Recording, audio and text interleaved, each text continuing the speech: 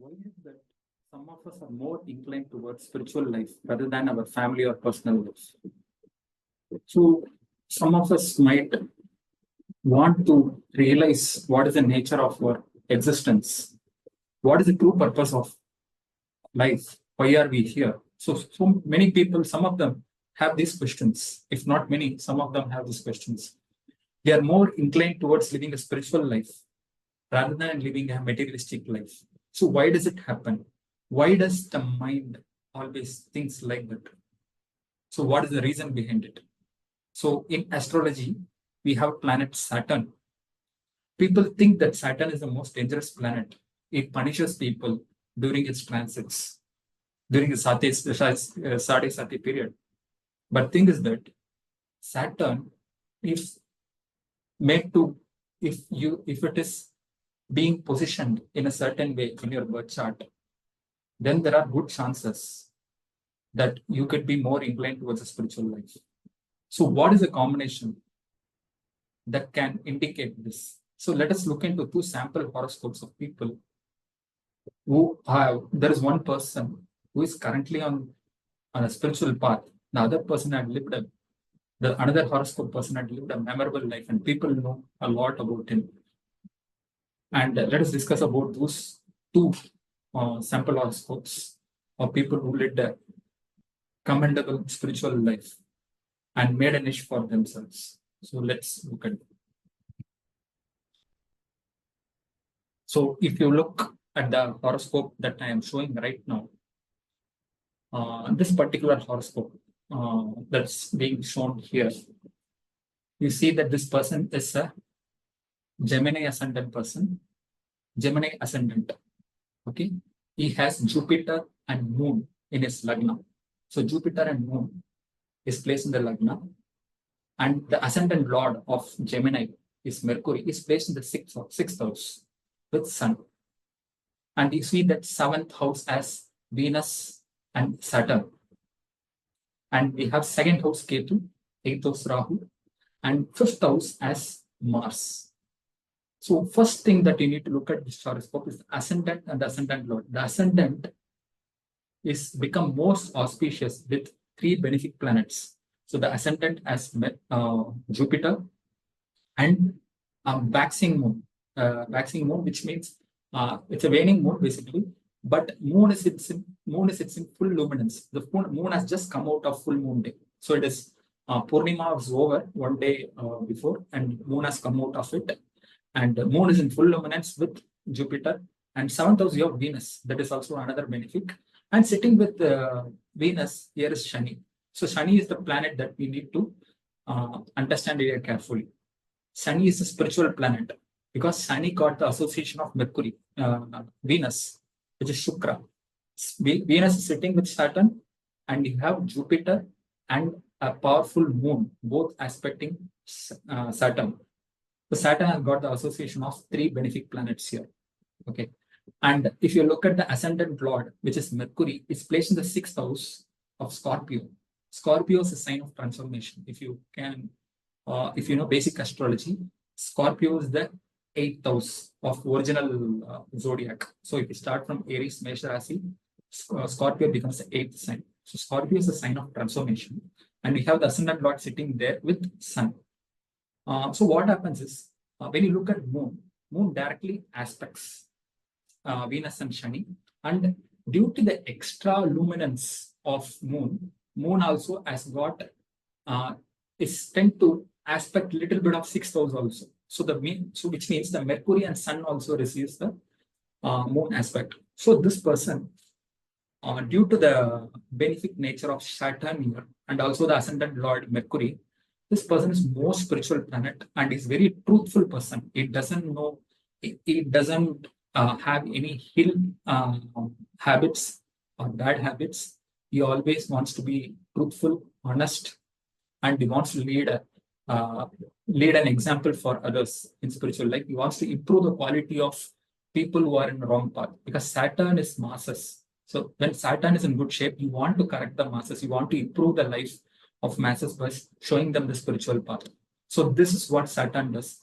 And on top of all that, you need to run the right dasha, because if this person is born in Mrigashira Nakshatra. So Mrigashira end he is born in Mrigashira, and Dasha of Rahu started after that. It went on for 18 years, and Jupiter for 16 years, which means around 36 years he was running the Dasha of Rahu and Jupiter. Now starts the Shani Dasha. When Shani Dasha starts, that is when his spiritual journey starts. So this is very important horoscope, like how you can find out somebody who is on spiritual path, because Shani plays a very vital role. Shani, Moon, even Ketu. Ketu is placed in the house of Cancer, which is the sign of Moon. Okay, and already Saturn and Moon are connected with Jupiter. Saturn, Moon, Jupiter, Ketu, all four are indirectly connected. So which means this spiritual part. This person visits temples often. However, he is employed in automotive industry, but still, irrespective of all this, he is still in a spiritual path. So let's move on to the second horoscope. So this is a horoscope of, I don't want to keep you all guessing. So let me reveal it. This is an example horoscope. This is an horoscope of Kanchi Mahapariva. He is also known as Sri Chandrasekhar Saraswati Swamigal. So he's a greatest spiritual person. So one of the living God, I would say, during the time of, like, say from late 60s, late 70s, people who were there in South India, they know that Kanchi Sri Chandrasekhar Saraswati Swamigal. So if you look at his horoscope,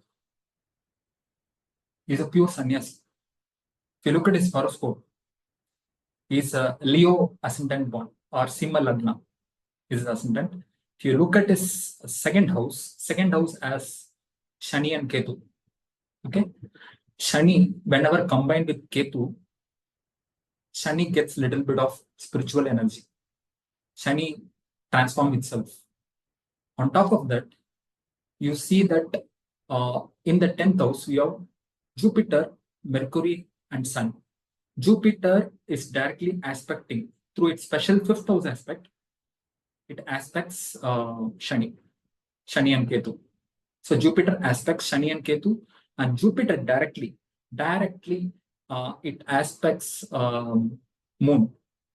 So 180-degree aspect Moon. So you see that Jupiter, Moon, Shani, Ketu, all four are connected here directly. Unlike last horoscope, where Ketu was just placed in Moon's house, now Jupiter, Shani, Ketu, Moon, all are connected, and is Simha Lagna born, Leo ascendant born.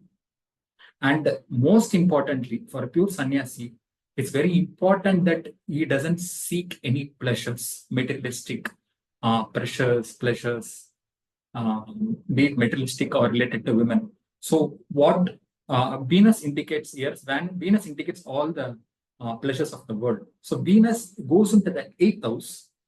So Venus goes into the 8th house with Rahu. So Venus is lost its strength, basically. Though Venus is exalted, it moves into the 8th house, sitting with Rahu, which makes it lose its complete strength. This person doesn't know what is woman. He doesn't know what is materialistic pleasures. So that is the true horoscope of a sannyasi. He is a living God, and he is world renowned. He is the head of the Mata. Matadipati, that's what we call him. So he is the head, because the sun is in the 10th house. Sun gains the direction strength in the 10th house. And he is a Leo ascendant born. Leo is a sign ruled by Sun, is ascendant Lord. So he is born to head things, whatever be his profession. He is going to be the head. He is going to be the person who is going to instruct the value into the society. So this is the horoscope. Like, you can see how powerful Shani is here. Okay. And Mars in the 7th house directly aspects the ascendant. We people who are in quarters know that he is a little short-tempered, but he's a very good person, because the ascendant Lord is in a very good shape. Sun, Jupiter, Shani, and whatever dashas that we are running for him, he is born in Anusha Nakshatra. people might be knowing, is Anusha Nakshatra born. And he is born in the Nakshatra of Saturn. So that is also noteworthy. You have to note that he is born in the Nakshatra of Saturn. And whatever dashas he had, subsequent dashas, you can see that Shani is in Jupiter aspect. Mercury is sitting with Jupiter. Ketu, again receiving the aspect of Jupiter. Venus, sitting with Rahu, is exalted in the 8th house. Is in the house of Jupiter. Sun again is sitting with Jupiter. So almost most of the planets are connected with Jupiter. That shows his values and how he renounced his worldly living and moved into a spiritual life, living the life of a monk or a sannyasi, whatever you might call it. So guys, these are the horoscope. As you can see that how a planet like Saturn, whatever people are afraid of, can transform a person into a spiritual person and lead a purposeful and a meaningful life for what we are here for. Like many people we are born to lead a spiritual life.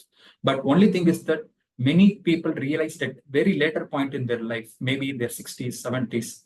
But these are a few sample horoscopes, which for these people know their true purpose right from the time of their birth. So these are a few example horoscopes. However, there are many more horoscopes. Only thing is that we don't have the right time and place of birth for other people who are world-renowned in the field of spirituality. So that's it. So let's see you all in the next video. See you then. Till then, bye.